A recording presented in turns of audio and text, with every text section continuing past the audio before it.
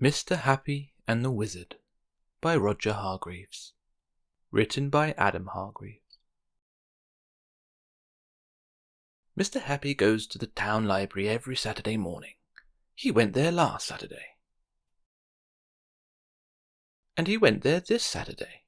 He was looking along the shelves for a book to read when a very large and rather battered red volume caught his eye. He pulled it out and looked at the spine. It read, Spell Book. He was about to return it in its place when a voice suddenly said, "Don't you dare! I've been stuck on that shelf for a week!" Mr. Happy dropped the book in surprise.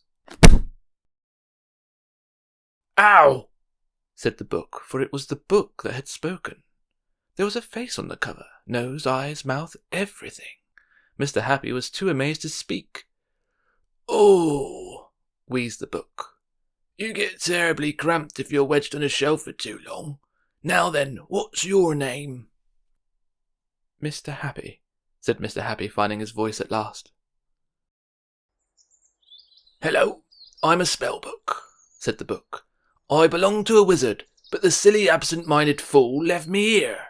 Look, he even forgot his hat. When I was asleep, someone tidied me away on that shelf. I need a lift home. Will you help me?" Mr. Happy agreed, and wearing the wizard's hat with the spell book under his arm, he set off through the countryside. Mr. Happy felt just like a real wizard. Along the way they met Mr. Forgetful, who was standing beside a phone box muttering to himself. "Do you have any spells in there that could help Mr. Forgetful's memory?" Mr. Happy asked the spell book. "Of course," said the spell book, and opened on the right page. Mr. Happy read out the spell and watched Mr. Forgetful. "I remember!" cried Mr. Forgetful.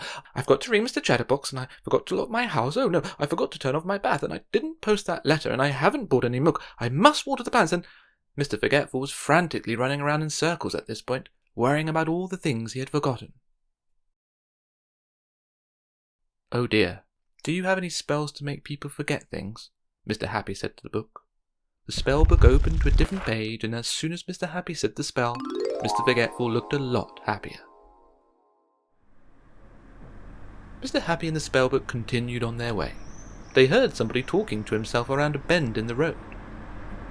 "If I cross over now, then I might get run over, but if I don't cross over, then how will I ever get to the other side? Oh dear, oh dear." It was Mr. Worry. Mr. Happy looked down at the spellbook. "Do you want to know if I have any spells to stop people worrying?" guessed the spellbook, and opened to the right page. Mr. Happy read out the spell. "I don't care!" shouted Mr. Worry suddenly. Hee, I'm free! I'll just close my eyes and step out onto the—" Crash! He walked straight into Mr. Bump on his bicycle. "Maybe worrying is safer after all," said Mr. Happy, and the spellbook flipped over a couple of pages to the spell that would return Mr. Worry to normal. It was a very long walk to the wizard's house.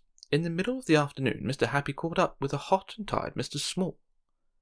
"How about a spell for longer legs?" suggested Mr. Happy. "Coming right up," replied the spellbook.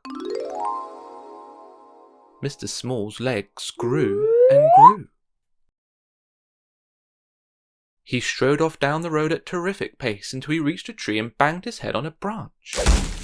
The same thing happened to the second tree he came to, and on the trees all the way down the road.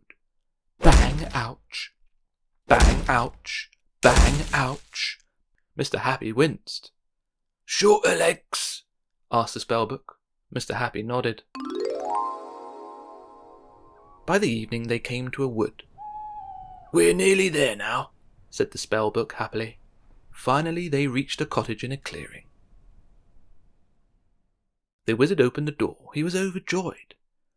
"My spellbook and my hat! I've been looking high and low for them for so long that I'd nearly given up hope. Thank you." He invited Mr. Happy in for supper. A wizard's supper. They ate everything pie. The pie changed as they ate, so every mouthful tasted different. After supper was finished and the washing up spell had done its work, the wizard turned to Mr. Happy. "There must be something I could do for you. Choose any spell you wish. Choose anything you want." Mr. Happy smiled. After seeing what spells can do, I think I'm happy as I am." He laughed.